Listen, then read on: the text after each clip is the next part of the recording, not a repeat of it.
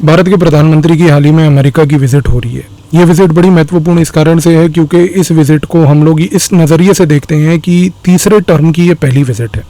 इस विजिट को follow up visit नाम से भी जाना जाता है।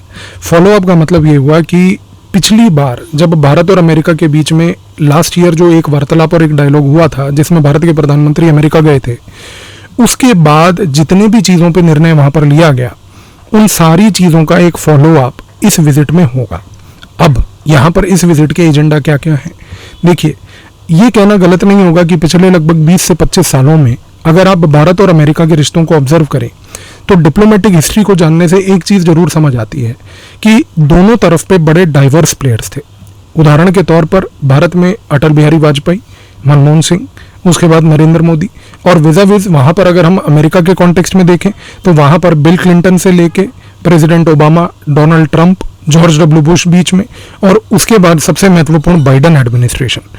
हर एक डाइवर्स एक्टर ने जितने भी दोनों देशों के बीच में पाए गए, एक चीज कॉमन ये थी कि कलेक्टिव इन्वेस्टमेंट दोनों देशों के रिश्ते को गहरा करने के लिए हमेशा रही। यानी कि वहां पर अमेरिका में कोई भी डेमोक्रेट हो या रिपब्लिकन हो, भारत में कांग्रेस हो, बीजेपी हो या कोई गठबंधन की सरकार हो, हर जगह पर एक कॉमन पॉइंट ये रहा कि भारत और अमेरिका के रिश्तों को डीपन करना है। तो कलेक्टिव इन्वेस्टमेंट को इंप्रूव करना एक नंबर 1 बहुत बड़ा महत्वपूर्ण पॉइंट था। दूसरा, आज इस विजिट में जो प्रधानमंत्री की तरफ से तीसरे टर्म में अभी हो रही है, जो मैंने आपको बोला कि ये एक फॉलो अप विजिट है जिसमें हम ये देख रहे हैं कि लास्ट 1 ईयर के विजिट में क्या क्या चीजें हुई जिनको अब हमें फॉलो अप लेना है। इसको समझने के लिए आज मैंने आपके लिए भारत और अमेरिका के रिलेशंस को 4 डिफरेंट ग्रेड्स में कैटेगराइज किया है। एक एक करके एक एक ग्रेड को समझ लीजिए। पहला ग्रेड, जिसको हम ग्रेड ए कहते हैं, ग्रेड ए वो ग्रेड है जहां पर हम ये कहते हैं कि आज इंडिया और अमेरिका के बीच ग्रेड ए में जितने भी डायमेंशंस फॉल करते हैं, इन डायमेंशंस में भारत और अमेरिका के रिश्ते बड़े गहरे हैं। उदाहरण के तौर पे पिछले कई सालों से भारत और अमेरिका केवल इस बात की चर्चाएं कर रहे थे कि हमें दोनों को मिलके तीसरे रीजन्स में एंगेज करना चाहिए और तीसरे देशों के साथ एंगेज करना चाहिए। अभी तक जो सिर्फ चर्चाएं चल रही थी वो अब मैनिफेस्ट कर चुकी हैं। भारत और अमेरिका के बीच एक संबंध को जोड़ने वाला एक बहुत बड़ा बाइंडिंग फैक्टर जो है उसका नाम है कॉन्सेप्ट ऑफ इंडो पैसिफिक। इस इंडो पैसिफिक जो एक जियोपॉलिटिकल कॉन्सेप्ट है, इसके अंदर जो महत्वपूर्ण आइडिया है वो है quadrilateral security dialogue. Quadrilateral security dialogue, जिसको हम क्वाड के नाम से भी जानते हैं, ये क्वाड एक ऐसा भारत और अमेरिका के बीच का डिप्लोमेटिक टूल है जिसके तहत भारत और अमेरिका तीसरे देशों के साथ तीसरे डिफरेंट रीजन्स में एक दूसरे के साथ एंगेज कर रहे हैं। यानी कि आप एक चीज को देखिए कि अमेरिका के लिए तीसरा रीजन इंडियन ओशन है, भारत के लिए तीसरा रीजन पैसिफिक ओशन है। इंडो पैसिफिक एक ऐसा कॉन्सेप्ट है जिसके अंदर जो क्वाड्रिलैटरल सिक्योरिटी डायलॉग है, क्वाड जिसको हम कहते हैं, वो आज की डेट में भारत को जापान के साथ, ऑस्ट्रेलिया के साथ मिल के बैठ के एक ऐसे कॉमन प्लेटफॉर्म पे बात करने का मौका दे रहा है जिस कॉमन प्लेटफॉर्म से हम काफी सारे एलिमेंट्स के ऊपर चर्चा कर पा रहे हैं। अगर आप इंडो पैसिफिक और क्वाड को देखें तो इंडो पैसिफिक और क्वाड आज की डेट में एक बहुत बड़ा ड्राइवर है क्रिटिकल टेक्नोलॉजीज के एंगेजमेंट को बढ़ाने के लिए। दूसरा, एक बहुत बड़ा ड्राइवर है मैरीटाइम डोमेन अवेयरनेस बनाने के लिए। मैरीटाइम डोमेन अवेयरनेस का मतलब ये होता है कि इंडो पैसिफिक में भारत और अमेरिका आज की डेट में डेली बेसिस पे रेडियो फ्रीक्वेंसी और सैटेलाइट डेटा को एक्सचेंज कर रहे हैं कि पूरे इंडियन ओशन से पैसिफिक ओशन के बीच में कौन सी शिप्स चल रही हैं, किस देश की शिप्स चल रही हैं, कहाँ चल रही हैं। और ये डेटा एक दूसरे के साथ शेयर करना इसलिए महत्वपूर्ण है क्योंकि इसी इलाके में आज की डेट में सबसे ज़्यादा शिप्स अगर किसी देश की चल रही हैं तो वो है चाइना की। और चाइना की जो गतिविधियां हैं उनके ऊपर सैटेलाइट के थ्रू नज़र रखने का कार्य इस इंडो पैसिफिक और इस इंडो पैसिफिक के अंदर का क्वाड्रिलैटरल सिक्योरिटी डायलॉग भारत और अमेरिका को प्रोवाइड करता है। सबसे बढ़िया बाइंडर है, सक्सेसफुल एक ऑपरेशन है क्वाड्रिलैटरल सिक्योरिटी डायलॉग, जिसकी वजह से भारत और अमेरिका के संबंध क्लोज हो रहे हैं। दूसरा सबसे महत्वपूर्ण है इसके बाद I2U2। I2U2 एक ऐसा कंसेप्ट 2 साल पहले कंसेप्चुअलाइज किया गया भारत के साथ और अमेरिका के साथ मिलके, जिसमें यूनाइटेड अरब एमिरेट्स और इजराइल साथ में है। आज अमेरिका ये चाहता है कि भारत एक तरीके से मिडल ईस्ट यानी कि वेस्ट एशिया जिसको हम कहते हैं उसके अंदर एक क्रेडिबल सिक्योरिटी प्रोवाइडर बने। भारत के संबंध इजराइल से अच्छे हैं, भारत के संबंध यूनाइटेड अरब एमिरेट से अच्छे हैं, अमेरिका के संबंध इजराइल से अच्छे हैं, अमेरिका के संबंध यदि आज की डेट में यूनाइटेड अरब एमिरेट से अच्छे हैं, तो इन चारों ने एक इनफॉर्मल क्लब बना लिया है। अब इस इनफॉर्मल क्लब के अंदर दो चीजों पे सबसे ज्यादा कार्य किया जा रहा है। सबसे पहला कार्य है फूड सिक्योरिटी। भारत और यूनाइटेड अरब एमिरेट्स को फूड सिक्योरिटी की आवश्यकता है। इजराइल फूड सिक्योरिटी का पायनियर है, अमेरिका फूड सिक्योरिटी का क्रिएटर है, क्योंकि अमेरिका में जो सीड रेवोल्यूशन हुआ, इजराइल ने जो एग्रीरियन रेवोल्यूशन किया, ये दोनों के दोनों यूनाइटेड अरब एमिरेट्स और भारत के लिए सबसे महत्वपूर्ण है। इसके साथ दूसरी चीज जो है वो है क्लीन एनर्जी। आज क्लीन एनर्जी का पोटेंशियल इन चारों जगहों पर है, लेकिन टेक्नोलॉजी अमेरिका के पास है, पैसा यूनाइटेड अरब एमिरेट्स के पास है, एग्जीक्यूशन करने के लिए इजराइल और भारत है। तो I2U2 यहां पर इस तरीके से प्लेस हो रहा है कि food security, clean energy Bharat और अमेरिका को जोड़ने का काम कर रहा है। तीसरा ग्रेड ए में जो लास्ट पॉइंट आता है वो आता है बेसिकली आपका आज एक military to military relationship. Bharat और अमेरिका के बीच में over a period of time पिछले 20 सालों से मिलिट्री टू मिलिट्री रिलेशन बड़े गहरे हुए हैं। हमारी मिलिट्री को ट्रेनिंग देना, हमारी मिलिट्री को एडवांस टेक्नोलॉजी देना, इस मिलिट्री को एडवांस्ड कोर्सेज के थ्रू उनके स्किल्स को अपग्रेड और अपडेट करना, इस कार्य में अमेरिका आज बहुत ज़्यादा आगे है। और भारत और अमेरिका के जो मिलिट्री लेवल के संबंध हैं, ये मिलिट्री संबंध आज की डेट में ग्रेड ए के कैटेगरी में दोनों देशों को और क्लोज ला रहे हैं। अब आते हैं ग्रेड बी पे।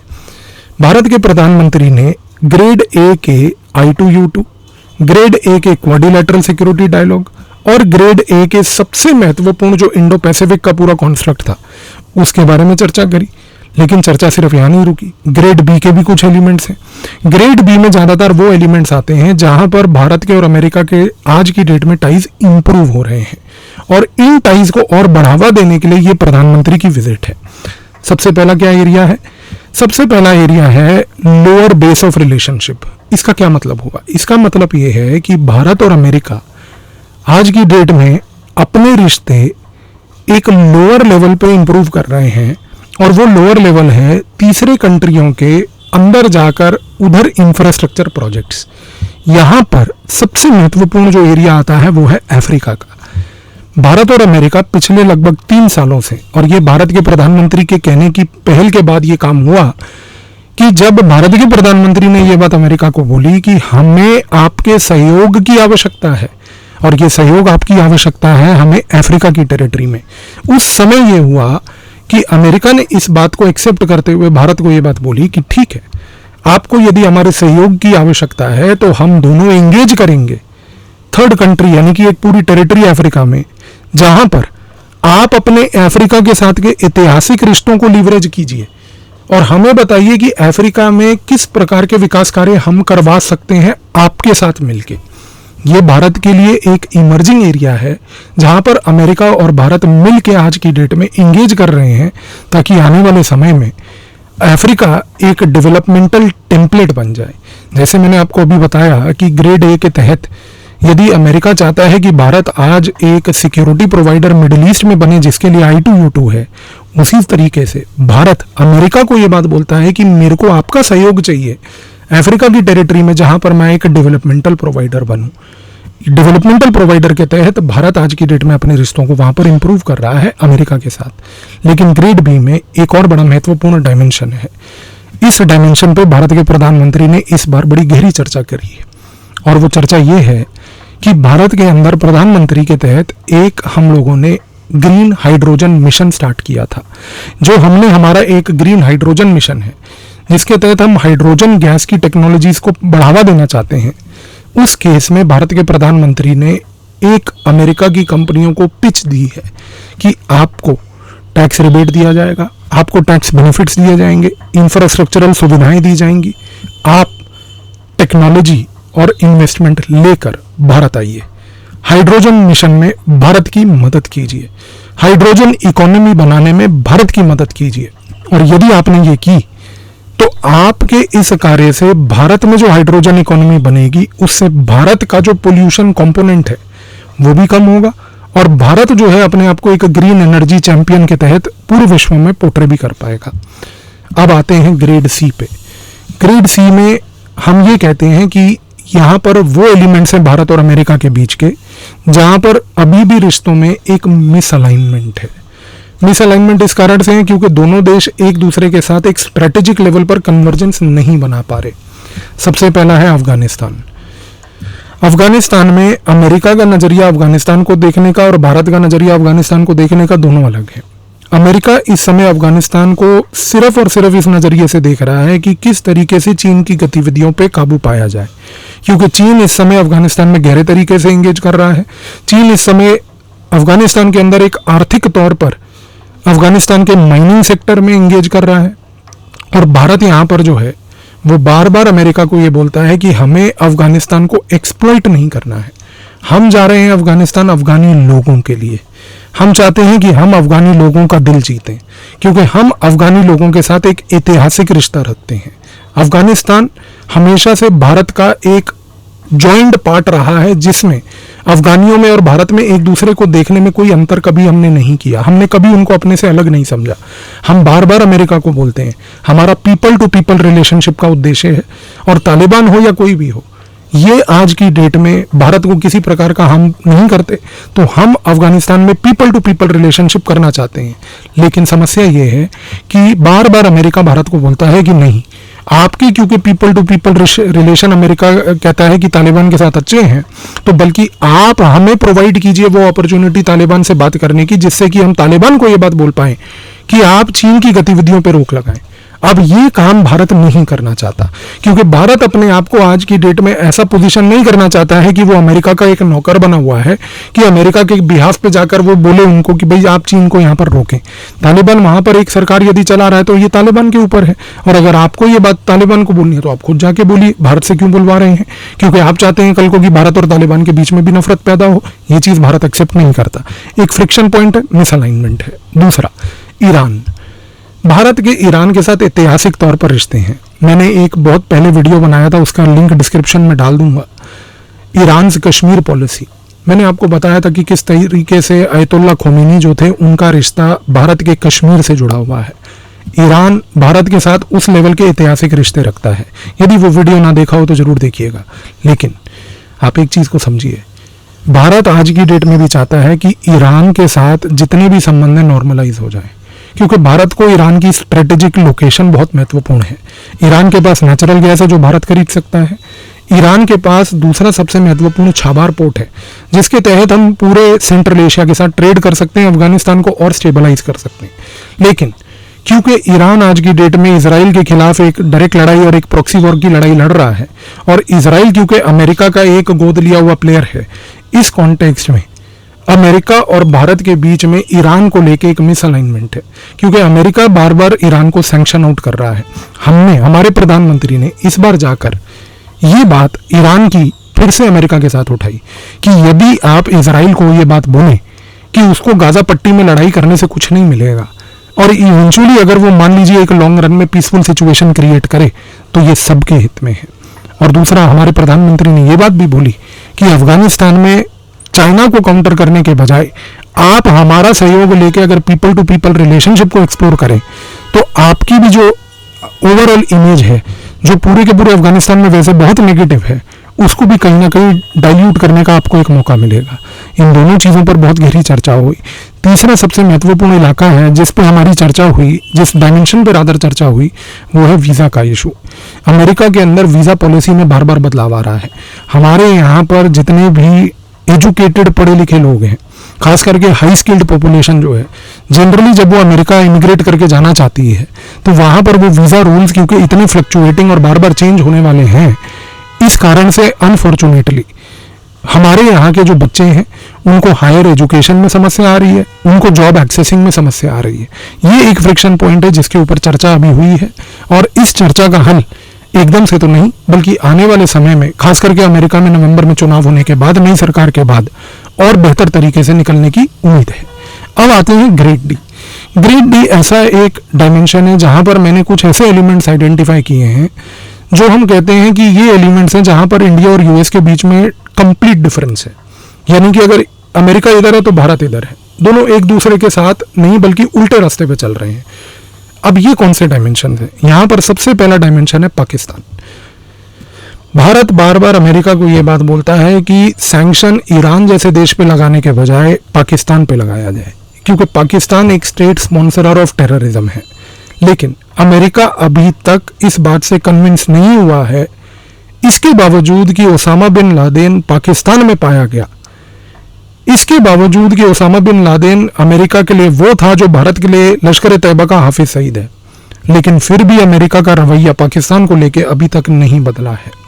अभी तक पाकिस्तान को लेके अमेरिका की तरफ से एक सीरियस लेवल पर सैंक्शनिंग, एक सीरियस लेवल पर उसके टेररिज्म के इंफ्रास्ट्रक्चर को तोड़ने का कार्य अमेरिका अभी भी नहीं कर रहा है। उसको अभी भी ये लगता है कि पाकिस्तान की यूटिलिटी उसके लिए बहुत ज़्यादा है। उसको अभी भी ये लगता है कि भारत के बजाय वो पाकिस्तान का सहयोग करके तालिबान से बात ज़्यादा करने में सक्षम रहेगा, जबकि ये बात उल्टी है। क्योंकि अगर तालिबान से बात करनी है तो आप भारत से पहले बात कीजिए, क्योंकि भारत से रिश्ते तालिबान के ज़्यादा गहरे हैं रादर देन पाकिस्तान के। लेकिन खैर, पाकिस्तान एक फ्रिक्शन पॉइंट। दूसरा, रशिया। रूस को लेके अमेरिका हमेशा से इरिटेटेड रहा है।